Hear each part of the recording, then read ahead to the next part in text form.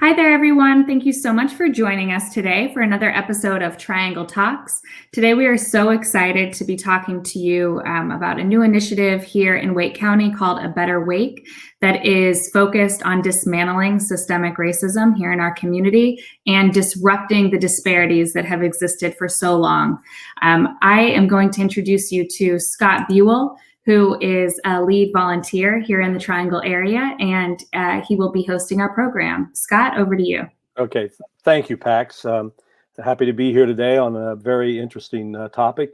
We have with us today Dania Perry, who is Director of Diversity, Equity, and Inclusivity in the Raleigh Chamber, as well as Director of Equitable Economic Development for the Wake County Economic Development Program. Welcome. Thank you for joining us, Dania. Oh, it's my pleasure. Thanks for having me. The auspices of today is disrupting disparities, and for that entity, we're looking at a Better Wake, an organization that is a coalition. Maybe it might be the best terms of other organizations that are focusing on this. That's the one thing that I am seeing in Wake County. There's a lot of different groups attacking these issues at different levels and things. And maybe you can explain to me a little bit more about A Better Wake and how it's organized and how its leadership is formed. Absolutely. It's my pleasure. Appreciate time with you, Scott. Appreciate Pax for the opportunity. Really excited to talk about A Better Wake, as it's literally been a collection of both public and private sector leaders to talk about how can we galvanize and coalesce around efforts to dismantle systemic racism. It's interesting, for us at least, at the Raleigh Chamber, we have been focusing in on, since 2018, work around equitable economic development and diversity, equity, and inclusivity, which we could talk about later. But this initiative, this awareness building campaign, came out of the renewed energy and spirit around after the murder of George Floyd and the attention around the murders of Ahmaud Arbery and Breonna Taylor.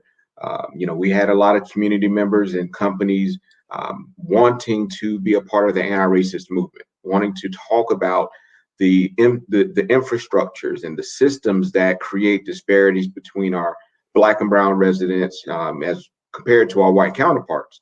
So this convening started with, our city of Raleigh Mayor Baldwin, with our county commissioner at the time, County Commissioner Chair Greg Ford, our NAACP, the Chamber, the Triangle DEI Alliance, and along with other companies, just sitting around and trying to coalesce around how do we move forward together? How do we build and increase fluency about systemic racism to our community at large, and communicate strategies to dismantle? And so ultimately, this group pulled together a commitment statement, and that commitment statement is something that we're promoting on abetterwake.com, asking for community members, us as individuals, along with companies, to join us in this commitment, which ultimately shares and shows that there's this true intentionality and understanding, the history of systemic racism, but then also how do we all play a part in changing those systems, and notwithstanding, making sure that we all recognize that we all as individuals are part of a system, and so our decision making in those systems is critical in being able to dismantle any structures that will create disparities. So that has sort of been and we just launched. It's a brand new initiative. When I say brand new, it launched on MLK Day back in January. We were excited to share that, and we're still are pushing and promoting and wanting companies to solicit others to join the movement. Okay, that gives me a better understanding of and the time frame, because I wasn't certain how long this has been formed. Obviously, this past year has been a challenge for any type of organization, and doubly so if they're trying to, just get started. I am aware of several other ones like One Wake and others that have just it's been a world of Zoom, which is both good and bad. So,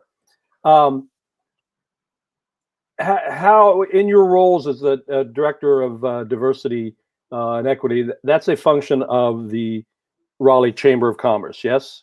Yes, Okay. sir. So what do you bring to the table, and how do you, what activities do you do to promote equity and inclusivity? What basically is your function of Yeah. day-to-day actions there? Yeah. Well, if you don't mind, let me go back to talking about, I came on board in 2018 and specifically to serve the role as Director of Equitable Economic Development. And that construct ultimately came from our chamber CEO at this point right now, who had been in the role and lead economic developer for our region in our county, was she recognized that we had growth in some communities, but not in others. And so as an economic developer, ultimately, the goal is about increasing investments, increasing job creation. But the question was, do all of our residents have an opportunity to see the same type of prosperity? And so that really speaks to upward mobility, economic mobility, and how do we create infrastructures and a system to support all of that? So our amazing county commissioners pulled together, ultimately saying this is something that we need to be really needs to be a priority.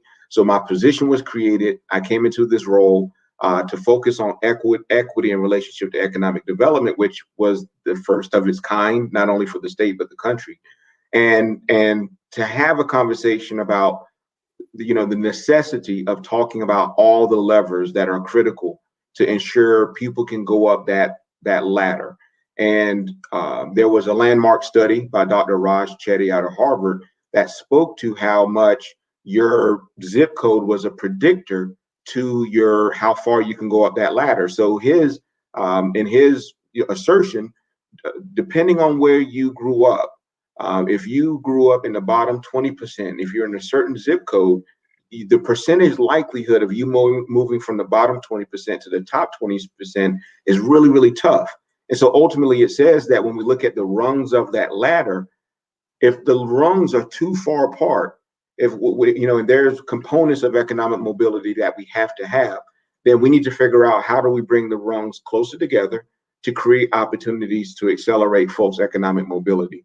And so in that work, we recognize that we needed to also support our existing industries in their diversity and inclusivity work. And that sort of led us to creating a more intentional positioning around supporting diversity and inclusion. And then we brought the equity from economic development work to create this DEI sort of space. And we look at D&I and DEI and I love the adage that one of the thought leaders in DEI stated, Verna Myers. She says diversity is being asked to the party, and inclusion is being asked to dance. And from my perspective, I've added the E. So, using the same analogy, diversity is being asked to the party, inclusion is being asked to dance. The E question, equity, asks, how does the person get to the dance to begin with? How do we get a person to the place that they can be, even though they're invited, and all the rules and all the barriers are down, that person can be invited, but are they truly included?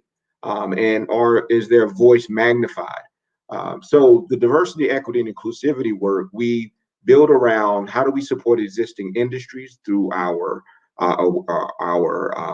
professional development opportunities. We have an annual conference that we provide every year. We've created the Triangle DEI Alliance that seeks to do the work in supporting companies in their own DEI journey.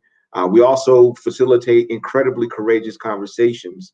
One of the last conversations we had was around how do we support social corporate activism and having conversations about systemic racism. We had an opportunity to bring Matthew McCarthy, the CEO of Ben & Jerry's, to have a conversation about how does their company see their role and how do they use their platform in social corporate activism, and whether it be from talking about anti-racist work all the way to climate change, but using that platform to bring awareness to it and to also get people to a place where, we all can be contributors to the solution. So equity work is tough. It's the messy work to create spaces for diversity and inclusion. And so my work has been around accelerating our ecosystem in this space to create a new narrative about who we are as a community. And it really starts with the people. And this has been so much in the news of late with activities in Georgia and the corporate activism of getting involved. And of course, the opposing sides of one group saying stay in your lane, and the other one saying no, this is our mandate to be involved in these activities. So typically, I have found North Carolina companies to be pretty conservative. So as the larger companies, that could be a tough sell for some of the more staid conservative ones. But at the same time, I see some hope that some of these people realize that to get the workforce that they need to be able to address these issues and not have them just be swept under the rug. Yes. So how do you either as an individual in your function or as a part of these groups, how do you speak out if you see areas that need a change? I mean, over the years, there have been so many things. It's such a tough nut to crack. I'm not certain where you go. Is it education? I mean, if you look at the history of Wake County school system, they were segregated and then the united under a single school system, and that creates problems of its own. There's still not an equity of resources that are available to each school system or each high school. Even though it's one school system, there's still inequities throughout there.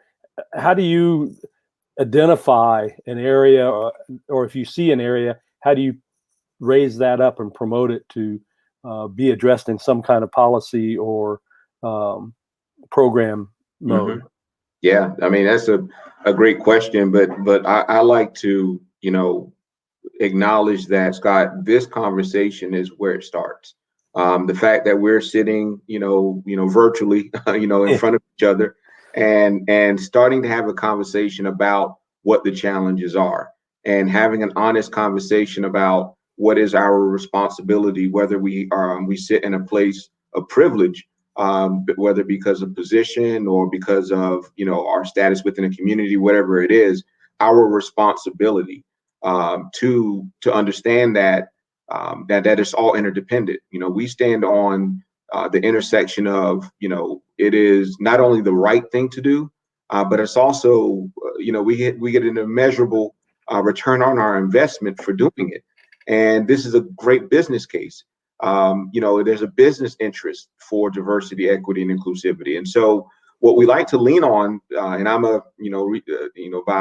the beginning of my work was actually in research methodology. And so I always start with the data. And the data shows us the disparities that we're seeing in four major pillars within education, within criminal justice, within health disparities, and also economic mobility. So if we rely on the data and we disaggregate it to understand, what populations are the most marginalized, then collectively we can all coalesce around, the areas that have certainly take more priority than others. Now, at the same time, I don't feel like we are so, I think we are talented enough and we have enough change agents and leaders. We can attack all of these systems. We can connect and make sure that, because we recognize education system and criminal justice system, there's a huge correlation between young people that drop out because maybe they did not have the adequate resources, and their likelihood, which is about, I think, 8 times more likely to get involved in the juvenile justice system and then roll over into the criminal justice system. So there's a school to prison pipeline that we know is there. So, by addressing and making sure that we coalesce leaders in each one of these spaces, I think it's less about which do we attack first. I think it's about acknowledging that, we see the challenges across the board and we all get on the same page about who's going to be. And I've been very jealous about people that can make references to that baseball, who's on first, who's on second, that I forget who actually who penned that joke. but the question is who's on first and who's on second and who's on third, and then making sure that we're all collectively, speaking the same language and the fluency about this type of change work. Does that make sense, Scott? It does, and it's and personally, I don't know if it's just my involvement has increased over the years, or I feel that in at least Wake County and maybe in the state, there are more of these conversations going on than have ever gone in the past. But at the same time, I still feel frustrated because some of the conversations are the same ones that they've had for decades, and that is and that's the frustrating portion of that. But that's I know the cool part, right? I mean, that's sort of the cool part, because it's almost like I feel like we're trending up. If I look at the stock market, there's some divots there, but I would imagine my parents, when they're optimistically impatient about change, my mother, grew up through integration. And, when she thinks about that moment in time and then thinks about her son is having a conversation, to community members of the AARP community about systemic racism, to her, like, wow, that's growth, So I think it's perspective too, right? Don't you think?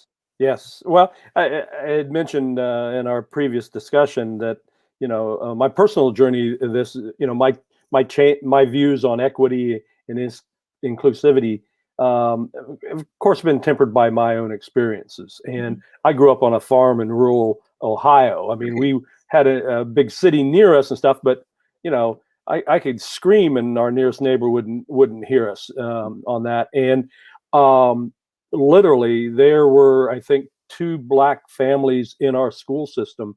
They weren't of the same age and things like that. So my interaction with people of color didn't occur until I really went off to college. I mean, that was the first time that I lived with people of color in a community and things. So, I'd like, as you said, I'd like to think that my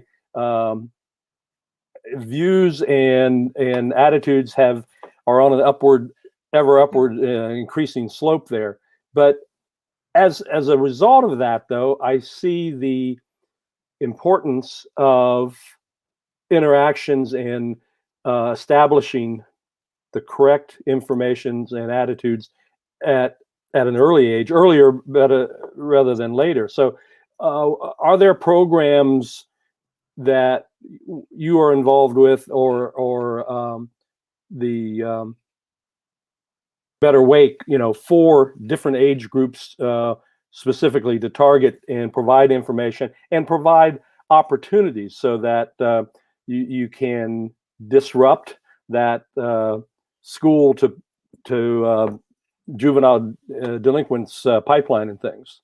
Is that part of this program, or? Well, it's a part, but it isn't. So here it is where, I first, good example, I sit on the board for Communities and Schools of Wake County.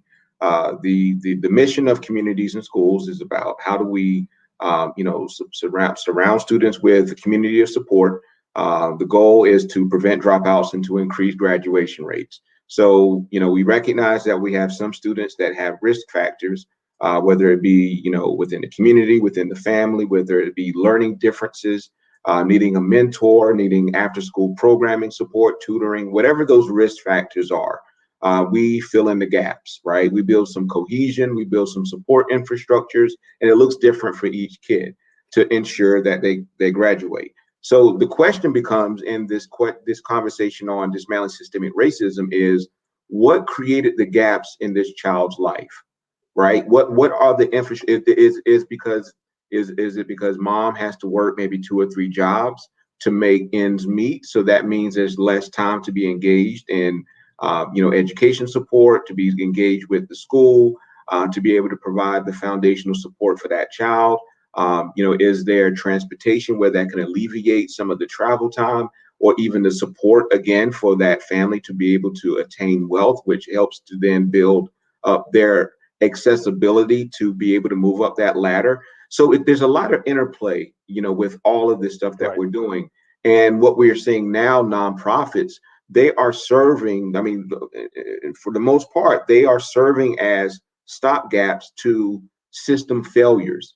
And so the question is, how do we create a system that benefits our entire community? Because research tells us it's a superior growth model. If we create a system and we tweak our system, if we identify a policy, we change a practice to create that system that helps support all residents, then everybody literally would blossom. I mean, so when we talk about dismantling systemic racism, it isn't about bringing people at the top lower to close the gap. No, it's about moving the folks who are most marginalized up. And so I think there's a conversation to be had with not just our private industries, but also our public NGOs and with our nonprofits that are within our community that have been doing this, working with marginalized populations for decades. Communities and schools have been in place for 30 years doing the work of filling in the gaps, but they may not have the capacity to change why there's poverty, or they don't have the capacity to change the transportation challenges. So that's all kind of incumbent as us as a community to champion opportunity for full participation. Okay. In some of my background reading on this, I came across actually a Raleigh native who's recently published a book, Jim Crow in North Carolina, the legislative program from 1865 to 1920, and highlighted the impact of Jim Crow issues upon North Carolina. And in that, he makes the argument that it was not so much the laws on the books, but he maintained that the segregation and oppressive Jim Crow systems, it was the long-standing community standards and customs and the allocation of community resources from the white power base that controlled all of that. And that was one of the, and it sounds similar issues here where we don't have the systems in place to get the funds to an area. Or I look at zoning laws that were restrictive in what and where people could build, redline issues, and that prevented people from taking that first rung up and gaining wealth in home ownership and things. So, do we still have those? How do we go about dismantling those structures and community standards that are still in existence out there? That's a perfect. I love the examples that you shared about redlining and about housing segregation, and we tend to think that the Civil Rights Act in 1964 was what ended practices relationship to discrimination on race, along with a list of other tenets of discrimination.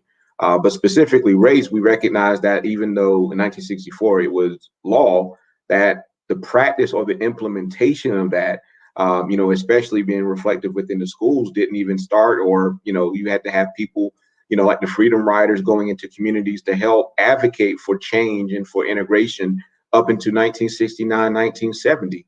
But a lot of that was not about there's a lot of infrastructure conversation in relationship to a law like that being passed, but also more importantly, it was the interpersonal piece. And to me, when we talk about systemic racism, those are two big buckets that we have to address while we change and we look at, and we have companies and public entities dissecting their practices, their policies to make sure, that we are not creating unintended inequities or if we don't have bias in the decision-making process. But from an interpersonal standpoint, the question is, Scott, how do we work across difference? We both have two different lived experiences. We both have pretty strong backgrounds in the belief systems. And, that's how we're reared, right? We teach the way that we're taught. But the question is, when I look at you and you look at me, what are some barriers that, that we may have inherently about being able to see each other's perspective? And if I can challenge myself, if I can challenge those preconceived notions, then it helps me implement a practice and a policy better. It helps my decision making better. So good example. I had a story of a young man who he was an IT guru coming out of college, and he had been applying for jobs for 8 months, and he was top of his class, and he never got a hit.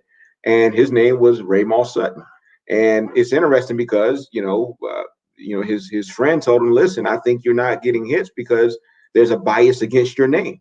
And people have a preconceived notion. They have a story about who Raymall Sutton is. So he asked them to shorten his name, and he shortened it to Ray Sutton. And he applied. He put that on his resume, sent it out again, got a hit within 2 weeks.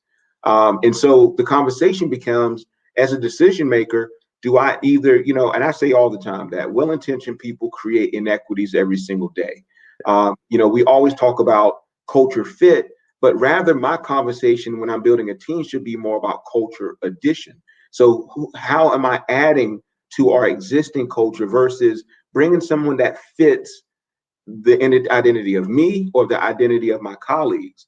So that's a question that I have to ask myself. I have to have the fortitude, the space, the reflection time, and the permission to say and challenge how we were reared, our preconceived notions about sex, gender identity, race, differing abilities, talking about folks with disabilities, returning citizens from the criminal justice system. Those are all these different elements that we have to let go of, some of those internal prejudices and unintended biases that we have to move us forward to change a system. And so we must start with, and I call it simply the 3 R's.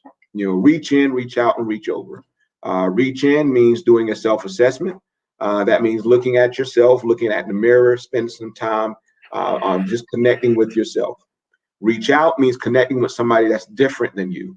And when we connect with somebody different, do it informally, do it over some drinks, do it over some dinner, even, spending time with people within their sacred space, going to worship with them, going to church with them. And then reaching over, the 3rd R is about recognizing that there will be barriers and there will be challenges, but you have to reach over and through them to connect with people that are different than you. And until we do that, in which we have seen that. And let me tell you, our Generation Zs and whoever the next generation after them, I think it's Generation Alpha, they are skilled at this. They are the most diverse generation that our country has ever seen. And this is normalized to them. Whereas, I'm a digital, I'm not a digital native, right? I grew up with analog phones. Yeah. Right. Yeah. Right. But look, the new technology for us was a bag phone, Scott. Yeah. And I remember having a bag phone and having to charge it up, in your lighter in your car. So, these young people are digital natives. And so their connectivity is different than ours. My son plays video games with a friend in the UK. And, that's just unheard of for us. And so their experiences are so much different and they're so much accepting on so many other levels. So, these young people are blazing the trail for us to really build on that interpersonal part. Does that make sense? Absolutely. And I love your 3 R's approach to that. I think that's something I want to be able to remember and think about on there. And it is so true that you can't get out of your shell until you get out of your shell. I mean, that's right. You've got to engage activities and events that may not be in your comfort zone, but you need to stretch yourself a little bit. And in some ways, maybe the pandemic, we have, to be thankful for that, because it's so easy to attend a Zoom meeting, regardless of where it is, versus I might not have gotten in the car for a 7 o'clock meeting and have to drive home at 9:30 or 10 o'clock or something like that. And on Zoom, it makes it easy, and you start to see that, hey, we can do these things. So yeah, maybe there's hope for us. I would tell folks also, some of the cool things about learning and stretching your own cultural imagination is just listening to different radio stations. I didn't grow up listening to country stations, so country music. So I've gotten deep into Johnny Cash and listened to WQDR 94.7 country. locally. And again, a part of it is just about, using opportunities to be able to see another person's perspective. I call it grits, not girls raised in the South, but get right in their shoes. And part of get right in their shoes is an active participation to work across difference. And so you may hate some of the music of your kids, but the way I connect with my son is listening to what he listens to, and to understand that perspective and understand and at the same time, I don't disqualify him because he doesn't like, I love, the Temptations and the Jackson 5. I'm not going to demonize him for not listening to that. But what I'm going to do is accept it and learn and try to figure out, okay, that's your groove. So I can respect that. In our speaking of here, our focus was on dismantling race inequalities and things, but obviously, and you mentioned it, we have the gender equalities that occur, inequalities that occur, and for other communities, LGBTB and all of those. So I'm assuming that your offices and functions not solely focus just on race, but it is any kind of inequality that needs to be looked at. And again, it goes back to, while there are laws on the books on these various things that are hindering, most of that is the institutionalized cultures that are continuing to keep the inequalities in place. The whole gender and the healthcare, not healthcare, but personal care, caring for our elders, our children, that has created a lot of the gender inequalities that result. So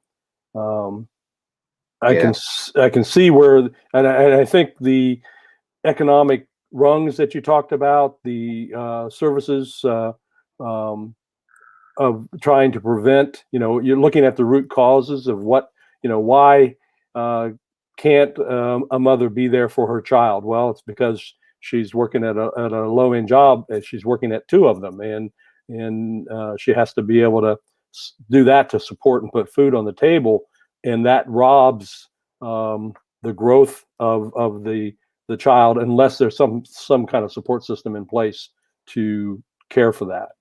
Mm-hmm. Absolutely.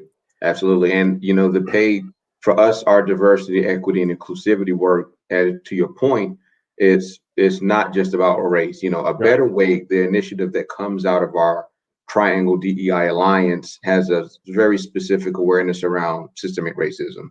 The DEI work, it goes from, how do we create allyship for people with differing abilities, neurodiversity, gender, especially around the work around gender pay equity, our LGBTQIA plus community, looking at our returning citizens coming from the criminal justice system, and even the terminology, not talking about ex-offenders, they're returning, they're returning citizens, and looking at how do we create allyship across the board and a space at the table for everyone.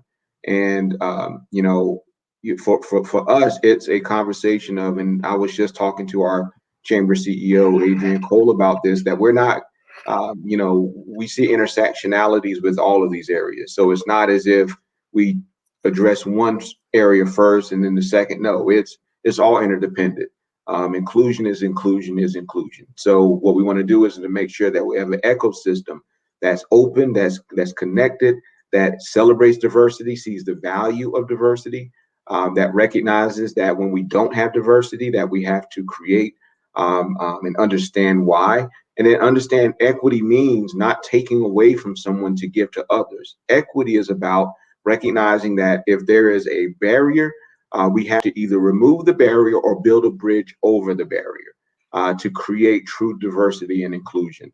And that's what I'm most excited about our community right now. There's this amazing synergy and energy to be uncomfortable with, being comfortable with being uncomfortable, and to ask those tough questions and to challenge those old norms and belief structures. And so it's, to me, and again, goes back to your comment about, when I made, that we're trending up, it's a beautiful struggle for me being someone that sits at an intersection of being a Black male in this community, recognizing, the disparities that I see and have experienced and have lived experience with, but recognizing that we have allies across the board, and I truly believe until the unimpacted are outraged, we're not going to see change.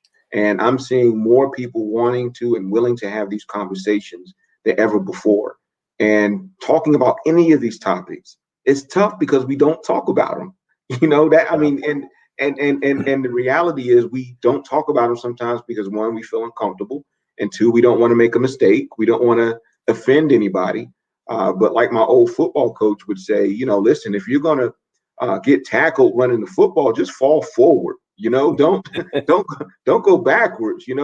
Just fall forward because you're at least 1 inch closer to the end zone, and that's what we need to do. Everybody, just listen. Let's just we're gonna mess up. There's gonna be mistakes. Let's just fall forward. Wake County and the city of Raleigh are about to impart on some huge development projects.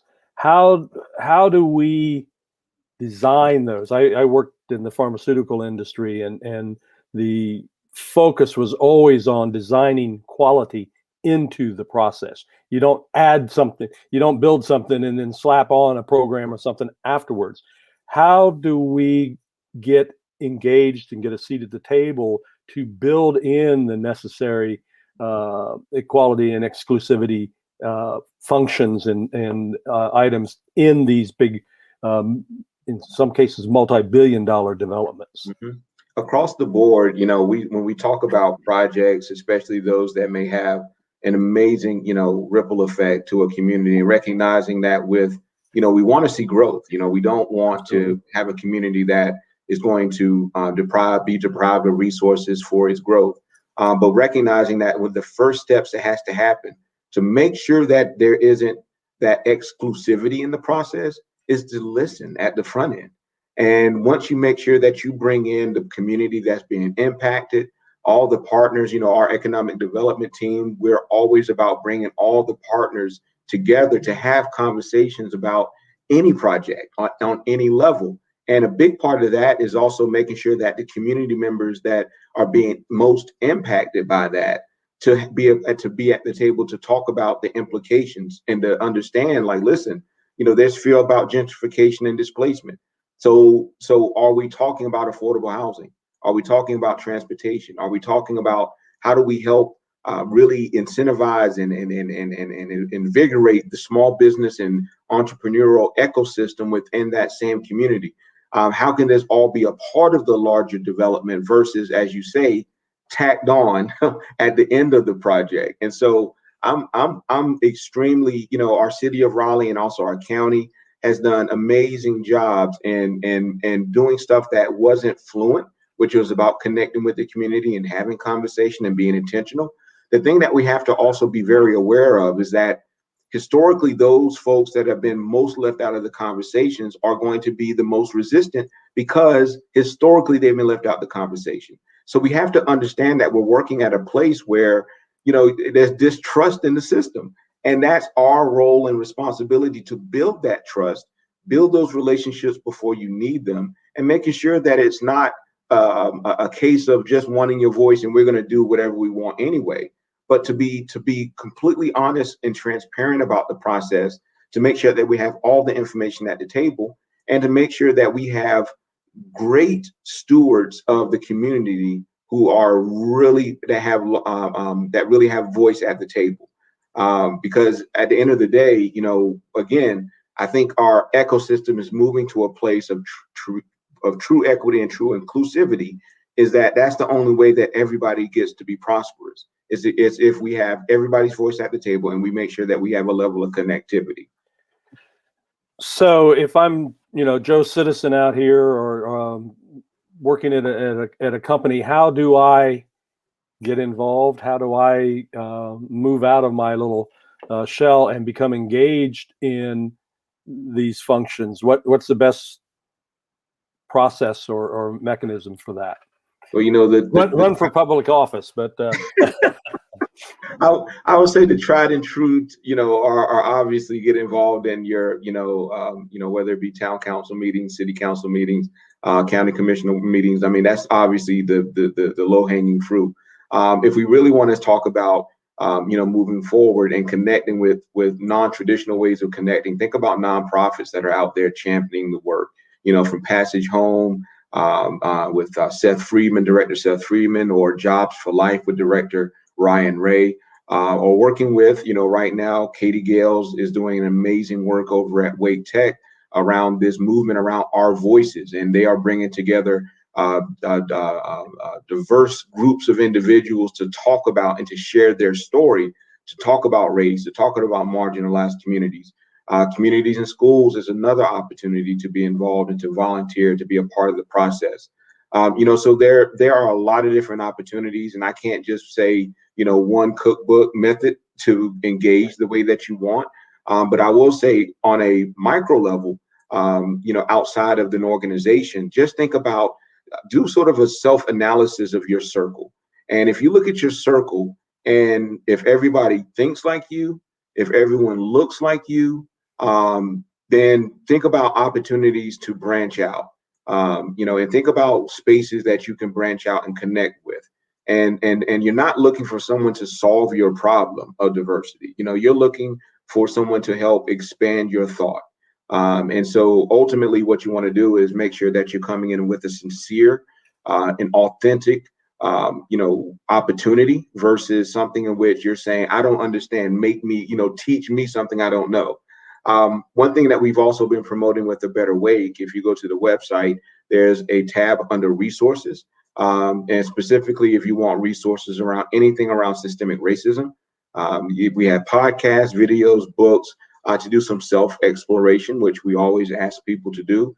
And with the internet now, again, there's no excuse to not just, getting on and tagging on and then truly being able to have access to any information. I will also acknowledge the fact that one of the larger challenges that we're having with most of our rural communities is actually broadband access. And so that's another big part about economic mobility and the right to. And you even kind of felt my bias in just making that recommendation, as if everybody has access to broadband to get the information. And I'm checking myself daily on that assertion, how easy it is to get the information. And I've just dismissed anybody that can't get the information. Right. So again, it's a daily challenge to continually think about, when I create information as an initiative, how can I make sure everybody has access?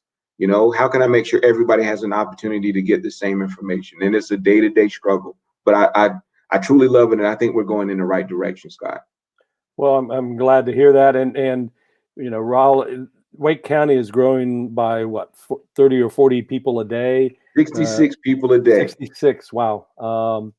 And, so we are going to continue to have development. We need to be able to use the resources that we have, and to tackle, as you said, reach over some of these barriers that we know are there, and we just need to have the will to get beyond that. I think, do you have any final thoughts or words here? We can probably wrap this up, and maybe offline we'll schedule a time for more conversations, because there are so many of them that I have, and questions that I have of how best to move forward on this. Well, I'm sorry. Go ahead, please. Go. Well, I was just going to say, I don't have all the answers, but and I have a lot of good friends and colleagues that do, and I'd just like to thank you, Scott, for engaging this conversation and your willingness to have this conversation. Thanks, Pax, for the opportunity to setting this up. I think this is a wonderful platform for our interpersonal growth, to have this conversation and to visibly see a conversation of folks trying to work through it. I always ask people to be vulnerable and not knowing, because by being vulnerable and not knowing and sharing that you don't know and that you want to learn, you give other people permission to do the same. And that helps to eliminate and to really strip away any hesitation for us to evolve and to get to a better place where we can all be successful and connected. And so I'm just, again, excited, and I appreciate you all for having this conversation. And I'll put in my little commercial for AARP right now. If you are listening to this and if this has stirred a thought about becoming involved in either equity, in inclusion, or any of the other items that AARP is a champion for, they have a very active program in the advocacy for laws, and it's across the board. Anything affecting the people in the 50+ age group, livable communities, home health care advocacy, and financial freedoms that will help people get to that next rung. Any of these things, if you have a desire to be involved in this, reach out to Pax. I think she had her email address on there earlier, and let us know what your interests are, and we'll find a place to put your passions to work. So again, Dania, thank you. Dania Perry, thank you very much for being with us, and you've given us a lot to think about. So thank you, and hope you have a good day. My pleasure. You all take care. All right, bye.